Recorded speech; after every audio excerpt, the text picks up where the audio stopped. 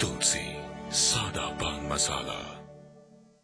Real estate, hospitality, jewellery और संगीत के कारोबार का सबसे विश्वसनीय नाम GTM ग्रुप। सभी बड़े शहरों में टाउनशिप, कमर्शियल स्पेस और ग्रुप हाउसिंग का निर्माण करने वाला जाना पहचाना नाम। जल्द ही पंजाब और झारखंड में करने जा रहा है अपना विस्तार।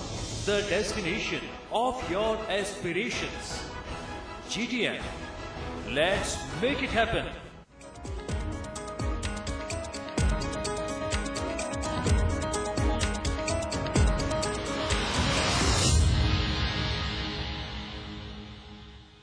प्रेस काउंसिल ऑफ इंडिया के अध्यक्ष और जस्टिस मार्कंडे काटजू ने महाराष्ट्र के राज्यपाल को चिट्ठी लिखी, जिसमें अपील की गई कि संजय दत्त की सजा को माफ कर दिया जाए।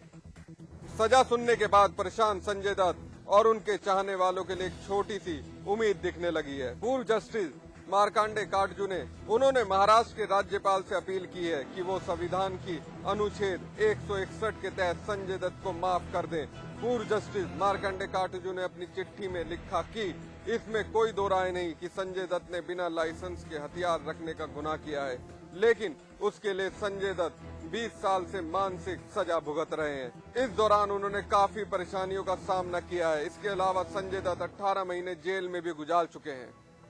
पूर्व जस्टिस मार्कंडे काटजू के बयान से संजय दत्त को माफी की थोड़ी सी किरण दिखाई दी है। आपको बता दें, 1993 बम ब्लास्ट में संजय दत्त को किसी भी भूमिका के लिए दोषी नहीं करार दिया गया। आपको बता दें, संजय दत्त को आर्म्स एक्ट के तहत सुप्रीम कोर्ट ने न्यूनतम सजा सुनाई थी। होली के पहले दिल्ली को दहलाने की साजिश को दिल्ली पुलिस ने नाकाम कर दिया है।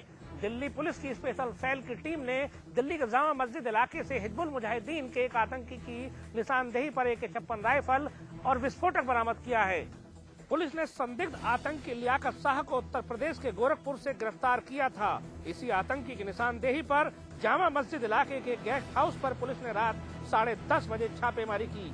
छापेमारी में गेस्ट हाउस के कमरा नंबर 304 से विस्फोटक भी मिले हैं।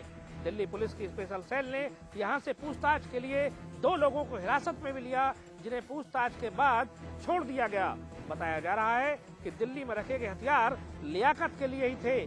शाह ने पूछताछ के दौरान यह स्वीकारा कि उसके 2-3 साथियों ने दिल्ली में रैकी की थी। वे दिल्ली में बम विस्फोट की योजना बना रहे थे। दिल्ली पुलिस के मुताबिक दिल्ली को दहलाने की यह साजिश विगत 13 जनवरी को रची गई थी, जिसमें हिजबुल के अलावा लश्कर और जैश ए मोहम्मद भी शामिल था। इस काम को 5 से 6 आतंकवादी अंजाम देने वाले थे। इन आतंकवादियों की तलाश में दिल्ली और NCR में लगातार छापेमारी की जा रही है।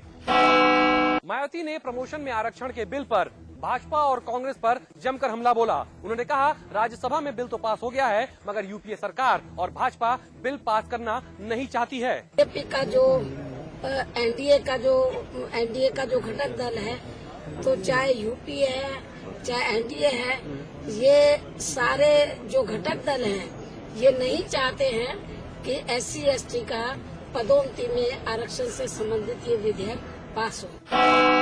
उत्तर प्रदेश विधानसभा के आखिरी दिन मुख्यमंत्री ने दोहरी नीति खेली। सदन में विपक्ष को करारा जवाब दिया तो विधायकों को खुश भी कर दिया।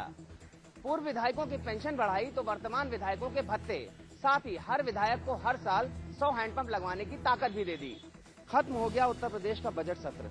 अपनी सरकार पर लगे हर आरोप का खुद मुख्यमंत्री ने सदन में जमकर जवाब दिया। जवाब में निशाने पर थी मायावती की पिछली सरकार। कहा, उत्तर प्रदेश में पिछली सरकार में तो एक FIR ऊपर के निर्देश पर होती थी। मुख्यमंत्री ने आरोप लगाया कि बसपा ने यूपी के पुलिस अफसरों को काडर बना दिया था। बसपा नेताओं ने सदन के बाहर मुख्यमंत्री की सारी बातों को हवा हवाई बताया। साथ ही नेता विरोधी दल स्वामी प्रसाद मौर्य ने मुख्यमंत्री को असहाय तक करार दिया। इस मौके पर उत्तर प्रदेश के मुख्यमंत्री ने विधायकों के भत्ते बढ़ा दिए। सत्र के दौरान 500 के भत्ते को बढ़ाकर 750, यात्रा कूपन को 2 लाख से बढ़ाकर 2.5 लाख, डीजल भत्ते को 8,000 से बढ़ाकर 10,000। साथ ही मुख्यमंत्री ने हर विधायक को हर साल 100 हैंडपंप लगवाने की ताकत भी दे दी। इसके साथ ही पूर्व विधायकों की पेंशन 7 से बढ़ाकर 8,000 और यात्रा भत्ता 50 से बढ़ाकर 60,000 कर दिया। साथ ही विधायक आश्रित पेंशन के दायरे में आजादी के बाद से अब तक के सारे विधायकों को ला दिया। कांग्रेसी कहते हैं, मांग ज्यादा थी, दिया कम। यूपी के संसदीय कार्य मंत्री के मुताबिक ये विधायकों को तोहफा नहीं, ईमानदारी से रहने की सहूलियत है। उत्तर प्रदेश विधानसभा का आखिरी दिन मुख्यमंत्री ने स्लॉग ओवर की तरह खेला। कानून व्यवस्था के मुद्दे पर उठ रहे हर बाउंसर को हुक कर दिया, विधायकों को खुश कर दिया, यानी सियासी सेंचुरी नॉट आउट। तराई बीज घोटाले की जांच में रिपोर्ट दर्ज होने के बाद बीजेपी ने सरकार पर हमला तेज कर दिया है। शुक्रवार को बीजेपी विधायक और कई नेता राज्यपाल अजीज कुरैशी से मिलने पहुंचे। राज्यपाल से मिलकर बीजेपी नेताओं ने सिडकुल भूमि घोटाले की सीबीआई जांच करवाने की मांग की। उन्होंने कहा कि राज्यपाल इस मामले में निर्देश जारी करें। वहीं उन्होंने भाटी आयोग की रिपोर्ट पर सवाल उठाते हुए कहा कि भाटी आयोग के अध्यक्ष के कांग्रेसी नेताओं से नजदीकी संबंध हैं। कुंडा केस में हो रही सीबीआई की जांच में आम आदमी को ये लगने लगा है कि ये जांच भी आयुषी और सचान हत्याकांड के जैसे अधर में लटक जाएगी। कुंडा केस में सीबीआई की जांच को लेकर राजनीतिक गलियारों में चाहे जो भी चर्चाएं हो रही हो, लेकिन आम आदमी को लगने लगा है कि इसका हश्र भी सचान और आयुषी मर्डर केस जैसा होने वाला है। कुंडा में सीओ मर्डर केस की जांच कर रही सीबीआई के ढुलमुल तरीके से ये केस भी सचान और आयुषी की तरह उलझता दिखाई दे रहा है। कानूनी विशेषज्ञों का मानना है कि जांच में हो रही देरी से सबूत और गवाहों पे असर पड़ेगा और ये केस कमजोर होगा। सीबीआई अब इस केस की जांच लखनऊ से करने की भी सोच रही है। सीबीआई ने भी कहीं न कहीं मन बना लिया है कि इस जांच को अब वो लखनऊ से करेंगे। ऐसे में इस जांच पे कितना फर्क पड़ेगा ये तो आने वाला समय ही बताएगा। आखिरकार प्रदेश की बहुगुणा सरकार ने भाटी आयोग की रिपोर्ट के आधार पर तराई बीज निगम घोटाले के मामले में एफआईआर दर्ज करवा दी है, लेकिन एफआईआर दर्ज हुई अज्ञात लोगों के नाम। साफ है, जब रिपोर्ट में भाटी आयोग द्वारा नाम लिए गए हैं तो फिर नामजद रिपोर्ट दर्ज कराने में सरकार क्यों पीछे हट गई।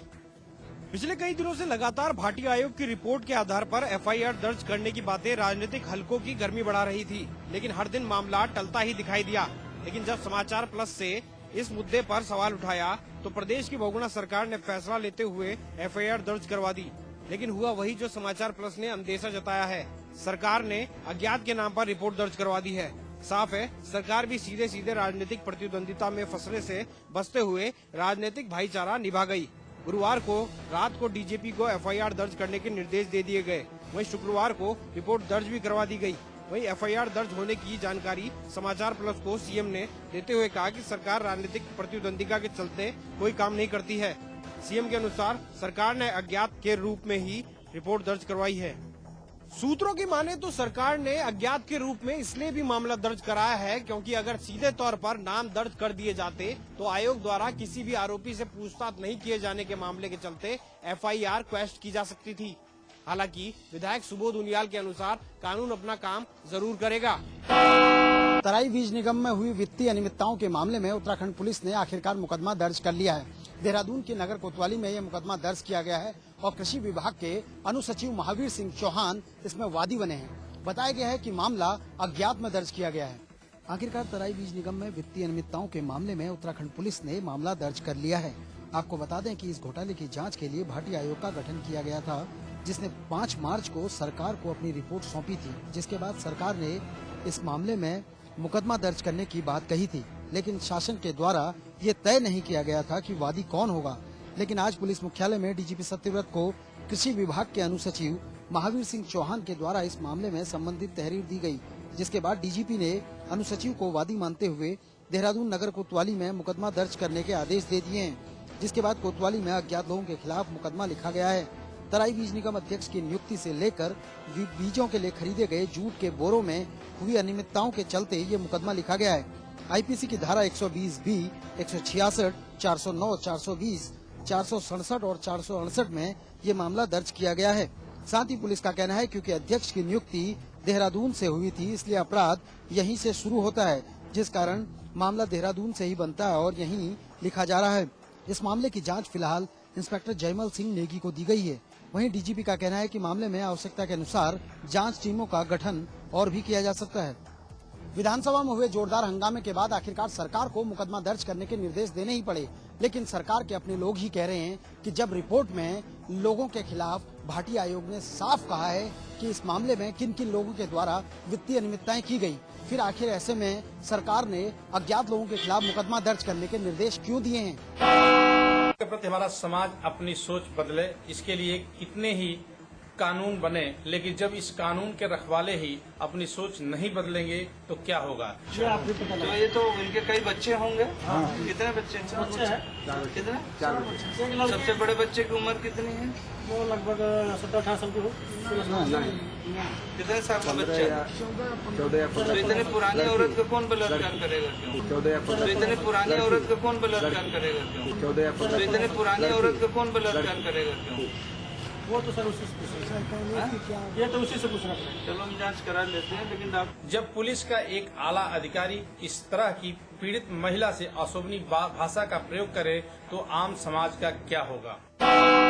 उत्तर प्रदेश के मुख्यमंत्री अखिलेश यादव ने सूबे के साहित्यकारों को एक बड़ी सौगात दी है। दरअसल पिछले कई सालों से बंद पड़े साहित्य पुरस्कारों की शुरुआत भी अखिलेश यादव ने आज से फिर कर दी है। इस मौके पर मुख्यमंत्री अखिलेश यादव ने 9 साहित्यकारों को सम्मानित भी किया है। मुख्यमंत्री अखिलेश यादव ने आज अपना एक और वादा पूरा कर दिया। मायावती के शासनकाल में 100 से ज्यादा साहित्य सम्मानों को बंद कर दिया गया था। उनमें से 3 का आज मुख्यमंत्री अखिलेश यादव ने आगाज करते हुए पिछले 3 सालों के रुके हुए सम्मान साहित्यकारों को दिए। बजट सत्र का आखिरी दिन होने की वजह से तय वक्त से पहले पहुंचे मुख्यमंत्री ने कहा कि समाजवादी सरकार साहित्य को बढ़ावा देने के लिए हर कोशिश करेगी, क्योंकि साहित्य से समाज की पहचान होती है। वहीं अखिलेश यादव ने इस मौके पर भी पूर्व की बसपा सरकार पर आरोप लगाते हुए कहा है कि बीएसपी सरकार में ये सम्मान बंद कर दिए गए थे, लेकिन अब ये सम्मान समाजवादी सरकार ने फिर शुरू कर दिए हैं। अखिलेश यादव ने ये भी दावा किया है कि आने वाले सालों में पुरस्कार सम्मान की राशि को और बढ़ाया जाएगा। भारत भारती सम्मान के लिए जहां 2,51,000 रुपए की सहायता धनराशि दी गई, वहीं महात्मा गांधी गौरव सम्मान और हिंदी गौरव सम्मान के लिए 2 लाख रुपए की सहायता राशि के साथ साथ प्रमाण पत्र और स्मृति चिन्ह भी भेंट किए गए। अमरोहा जिले में एसपी दफ्तर के ठीक पीछे महिलाओं की खरीद फरोख्त का धंधा चल रहा है। समाचार प्लस की टीम को जैसे ही इस धंधे की भनक लगी, वैसे ही समाचार प्लस की टीम ने खुफिया कैमरा लगा दिया और इस धंधे की पड़ताल में जुट गई। अमरोहा जिले के थाना रजबपुर इलाके के दासीपुर गांव में कुछ दबंग लोग महिलाओं की खरीद फरोख्त का धंधा इस तरह करते हैं मानो वो औरतों को नहीं बल्कि गाजर मूली बेच रहे हो। दरअसल ये लोग महिलाओं को जबरन उठाकर या लालच देकर उनके साथ ले जाते हैं और उन्हें मोटी कीमत में बेच देते हैं। जिस महिला का सौदा समाचार प्लस की टीम ने किया, वो महिला पहले भी एक बार बिक चुकी थी। जब हमने उसकी खरीदारी की बात की तो वो महज 13,000 रुपए में सौदा हो गया। अदायगी के लिए 500 रुपए देकर हमने सौदा पक्का कर लिया, पर वहां मौजूद एक शख्स ने कहा कि अगर शाम तक बची हुई रकम नहीं दी तो इस महिला का सौदा किसी और को कर दिया जाएगा। समाचार प्लस की खबर का जैसे ही पुलिस को पता चला, वैसे ही पुलिस ने आनन फानन में कार्रवाई की और उस महिला को आजाद करा दिया। फर्रुखाबाद के जिला पूर्ति कार्यालय में आज दबंगों का जमकर कहर बरपा। इन दबंगों ने खाकी वर्दी पहने होमगार्डों को लात घूसों से जमकर पीटा। ये सारा मामला जिला पूर्ति अधिकारी के सामने हुआ, जिनकी सुरक्षा में होमगार्ड तैनात थे। दरअसल जिला पूर्ति अधिकारी गुलाब चंद्र ने बुधवार को गैस सिलेंडर रिफिलिंग की दुकान पर छापा मारा था और अवैध रूप से रखे गए 12 सिलेंडर जब्त किए थे। इसे लेकर दबंग अजय दुबे अपने कुछ दोस्तों को लेकर जिला पूर्ति कार्यालय आ धमके और जिला पूर्ति अधिकारी के चैम्बर के बाहर तैनात होमगार्डों को किसी बात पर लात घूंसों से पीटना शुरू कर दिया।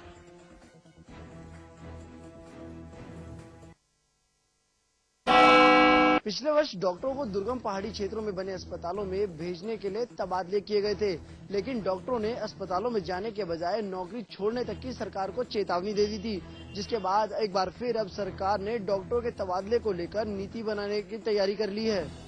पूर्व में डॉक्टरों के ट्रांसफर से डॉक्टर दुर्गम क्षेत्रों में बने अस्पतालों में जाने के बजाय कोर्ट पहुंच गए थे, जिसके बाद सरकार को अपने ही निर्णयों को वापस लेना पड़ा था।